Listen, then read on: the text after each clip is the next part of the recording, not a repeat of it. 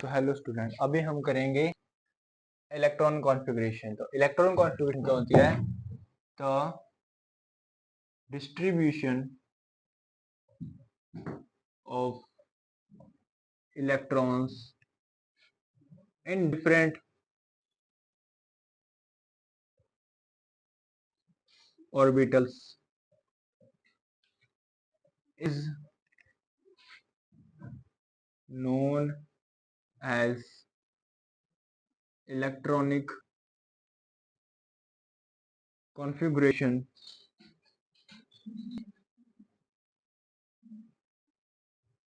of atom। तो जो electron की डिस्ट्रीब्यूशन होती है, जो इलेक्ट्रॉन की डिस्ट्रीब्यूशन होती है डिफरेंट ऑर्बिटल्स में, हम उसको बोलते हैं इलेक्ट्रॉनिक कॉन्फ़िगरेशन ऑफ एटम। अब डिफरेंट ऑर्बिटल्स कौन कौन से होते हैं? जैसे S2s 3s 1s 3d 5s, तो हम ये भी करेंगे। तो इलेक्ट्रॉन कॉन्फ़िगरेशन को हम लिखने के लिए हमें पहले कुछ रूल पढ़ने पड़ेंगे। जैसे पहला रूल है हमारे पास Aufbau principle. Aufbau principal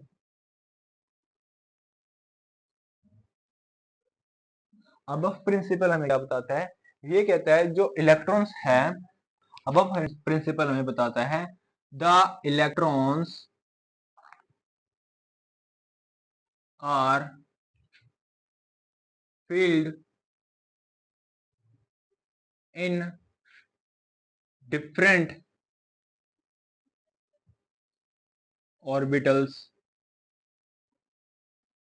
in increasing order of energy of orbitals according to above rule। ये हमें बताता है जो इलेक्ट्रॉन्स है वो increasing order of energy of orbitals में फिल होंगे। अब अबव रूल ने हमें बताया जो इलेक्ट्रॉन फिल करने हैं with increasing order of energy, वो कैसे फिल करने हैं। तो इसके लिए उन्होंने एक स्नेक फॉर्मूला बताया कि 1s 2s 2p 3s 3p 3d 4s 4p 4d 4f 5s 5p 5d 5f 6s 6p 6d 7s 7p। इस स्नेक्स रूल के अकॉर्डिंग कैसे?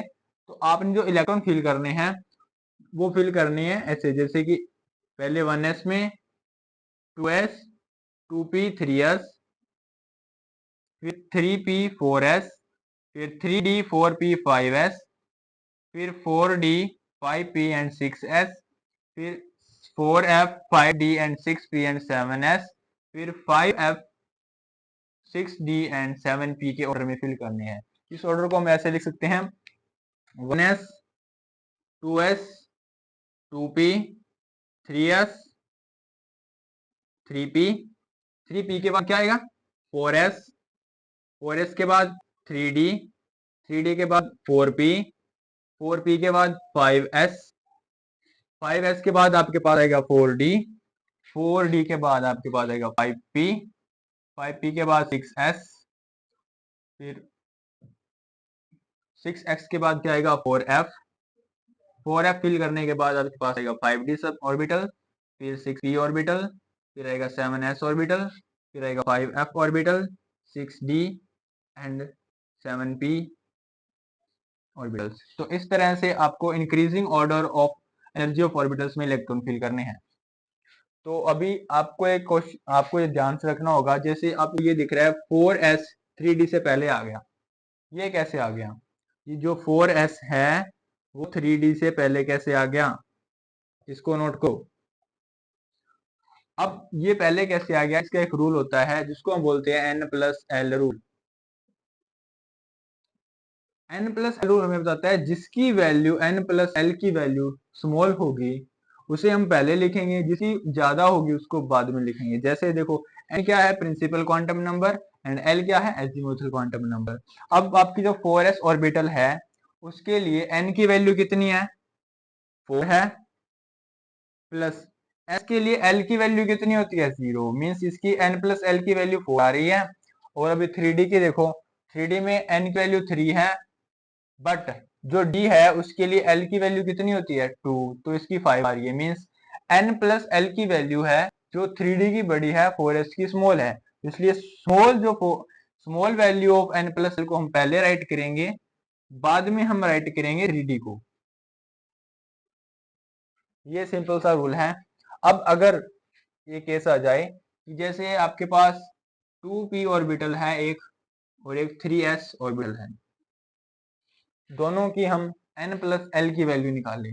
इसकी n प्लस एल की वैल्यू क्या है, 2 प्लस 1 3, 3 प्लस 0 3, मीन्स दोनों की n प्लस एल की वैल्यू सेम है। तो हमने इनको ऐसे कैसे लिख दिया, तो इसका रीजन है, इसका भी बताया था एन प्लस रूल के अकॉर्डिंग, कि जिस जो मतलब जैसे दो ऑर्बिटल है 2p एंड 3s, जिसमें प्रिंसिपल क्वांटम नंबर की वैल्यू स्मॉल होगी वो पहले लिखा जाएगा, जिसमें ज्यादा होगी उसको हम बाद में लिखेंगे। ठीक है, तो ये दो रूल हैं जो आपने लर्न कर लेने हैं, ये पेपर में कई बार पूछ लेते हैं आपसे।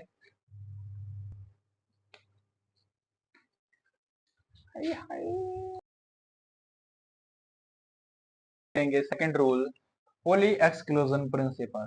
पॉली एक्सक्लूजन प्रिंसिपल हमें बताता है, according to this principle an orbital can accommodate maximum number of 2 electrons. Mean जो एक ऑर्बिटल होता है, जो आपके पास जो ऑर्बिटल है उसमें मैक्सिमम 2 इलेक्ट्रॉन आ सकते हैं, and these must have with opposite spin. मतलब जो इलेक्ट्रॉन फील करने हैं वो ऑपोजिट स्पिन के होने चाहिए। मीन्स अगर एक इलेक्ट्रॉन क्लॉकवाइज है तो सेकंड जो इलेक्ट्रॉन होगा वो ऑर्बिटल में एंटी क्लॉकवाइज फील्ड होगा।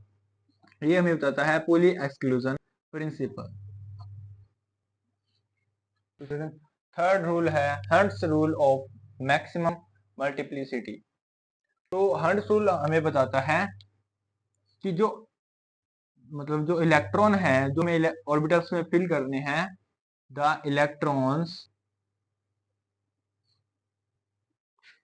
Are singly filled in orbitals। It means मतलब हर्ट्ज रूल कहता है हमें, जो हमें ऑर्बिट में अगर इलेक्ट्रॉन फिल करने हैं, मान लो ये आपका पी सबशेल है जिसमें 3 ऑर्बिटल होते हैं, तो अगर हमें ऑर्बिटल में अगर इलेक्ट्रॉन फिल करने हैं तो सारे जो मान लो हमें 4 इलेक्ट्रॉन फिल करने हैं पी ऑर्बिटल में, तो इलेक्ट्रॉन फिल करने हैं तो इलेक्ट्रॉन पहले सिंगल सिंगल फील्ड होंगे, मीन्स सेम स्पिन के फील्ड होंगे। जैसे कि एक इलेक्ट्रॉन पहले आएगा, फिर सेकेंड ऑर्बिटल में, फिर थर्ड ऑर्बिटल मीन्स हर एक ऑर्बिटल को पहले सिंगली फील्ड करना है, बाद में उसको फुली फील्ड करना है। इसमें 4 इलेक्ट्रॉन आ गए। अब अगर 4 इलेक्ट्रॉन इसमें फिल करने हैं तो वो पहले फर्स्ट ऑर्बिटल में, फिर सेकंड में, फिर थर्ड में, फिर फोर्थ आएगा जो फर्स्ट में आएगा। ठीक है, ऐसे फिल कभी मत करना। अगर इसमें मान लो आपको कह दिया कि 3 ऑर्बिटल हैं, उसमें आपने 4 इलेक्ट्रॉन फिल करने हैं, तो आप क्या करो, पहले एक भर दिया, सेकंड, फिर थर्ड, फोर्थ, 4 इलेक्ट्रॉन 2 ऑर्बिटल में ही भर दिए, पहले 2 ऑर्बिटल में ही फिल कर दिए। तो ऐसे नहीं करना, ये रॉन्ग वे है, ये करेक्ट वे है।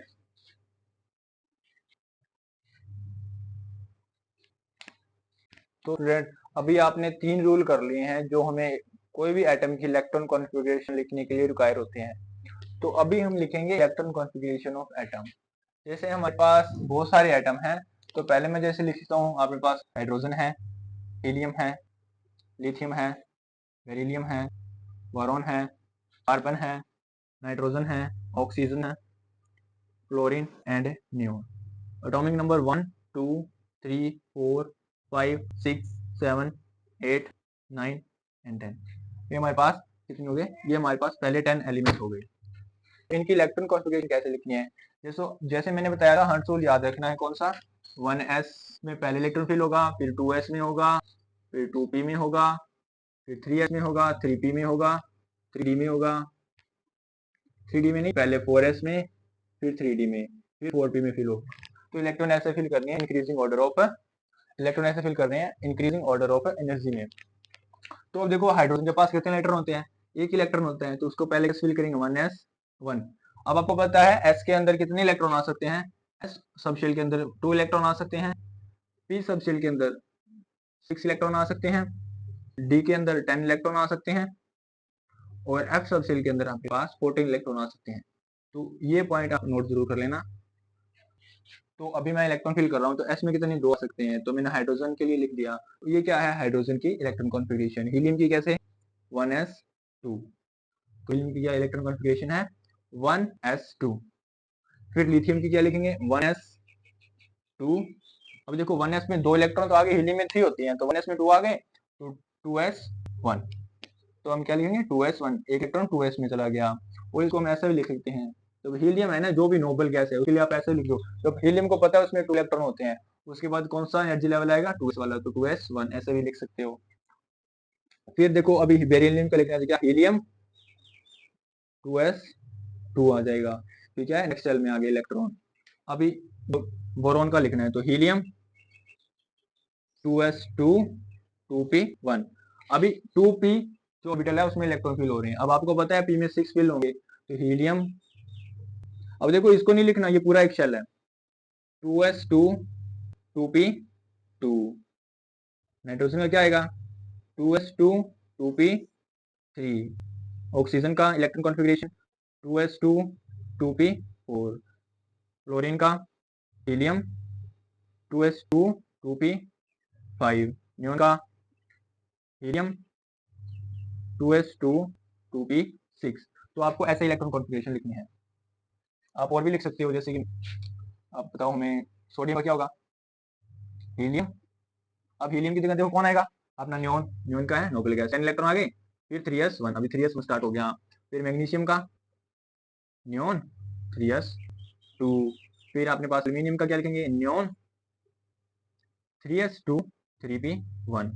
अब ऐसे सिलिकॉन का भी लिख सकते हैं नियोन 3s2 3p2। फास्फोरस का भी लिख सकते हैं नियोन 3s2 3p3। सल्फर का भी लिख सकते हैं नियोन 3s2 3p4। क्लोरीन का लिख सकते हैं नियोन 3s2 3p5। और हम आर्गन का भी लिख सकते हैं, जैसे क्या आएगा नियोन 3s2 3p6। तो ये आपके 18 एटॉमिक नंबर तक आपकी इलेक्ट्रॉन कॉन्फ़िगरेशन हो चुकी है। हम पोटासियम का भी लिख सकते हैं। अब पोटासियम की क्या लिखेंगे आर्गन 4s1। कैल्शियम का लिखेंगे आर्गन 4s2। तो ये आपके 20 एटॉमिक नंबर तक इलेक्ट्रॉन कॉन्फ़िगरेशन आप ऐसे लिखेंगे। अब अगर मैं 21 एटॉमिक नंबर के लिखूं, जैसे कि हमारे पास होता है स्कैंडियम, तो स्कैंडियम की क्या आएगी आर्गन 4s2 एंड 3d1। अभी 3d1 स्टार्ट हो गया इधर, और इसके बाद क्या आता है 3d सब शेल आता है। उसके बाद आप टाइटेनियम भी कैसे लिखेंगे आर्गन 4s2 3d2। वनेडियम की आर्गन 4s2 3d3। क्रोमियम की आर्गन 4s2 3d4। ऐसे ही आप लिखेंगे मैंगनीज की आर्गन 4s2 3d5। अभी याद रखना यहाँ पे एक्सेप्शनल केस है, अभी देख रहे होंगे आप याद रखना, जैसे कि हाफ फील्ड जो ऑर्बिटल होते हैं, हाफ फील्ड और fully filled orbital, half filled and fully filled orbital ज्यादा स्टेबल होते हैं as compared to partially filled. तो इसलिए जो क्रोमियम क्या करेगा, एक इलेक्ट्रॉन एस से डी में ट्रांसफर हो जाएगा, ताकि इसकी जो इलेक्ट्रॉन कॉन्फ़िगरेशन है वो D5 की फॉर्म में हो जाए। D5 मीन्स डी ऑर्बिटल में 10 इलेक्ट्रॉन आते हैं, अब 10 है, अगर 5 हो गई मीन्स हाफ फील्ड हो गया, तो अभी क्या यहाँ पे क्या आ जाएगा 5 और यहाँ पे 1। तो याद रखना ये आपकी क्या बन गई exceptional electron configuration of chromium. तो मैग्नीज की हमने सेम लिखनी है। फिर आयरन की आर्गन 4s2 3d6। ऐसे ही आपके पास फिर क्या आएगा कोबाल्ट आर्गन 4s2 3d7। फिर निकल आर्गन 4s2 3d8। फिर आएगा कॉपर आर्गन 4s2 3d9। अभी याद रखना मैंने अभी बताया फुली फील्ड और partially field electron configuration more stable होती है। तो इसलिए जो थ्री यहाँ पे क्या गिरा, जो 4s का एक इलेक्ट्रॉन 3d में चला जाएगा, क्या क्योंकि d ऑर्बिटल है वो मोर स्टेबल हो जाएगा। तो इसकी जो भी कॉपर और क्रोमियम की आपके पास एक्सेप्शनल इलेक्ट्रॉन कॉन्फ़िगरेशन होती है। फिर जिंक की क्या होगी, आर्गन 4s2 एंड 3d10। तो आप 30 एटॉमिक नंबर तक इलेक्ट्रॉन कॉन्फ़िगरेशन याद कर सकते हैं। आप आगे भी ऐसे सिमिलर तरीके से लिख सकते हैं। Thank you.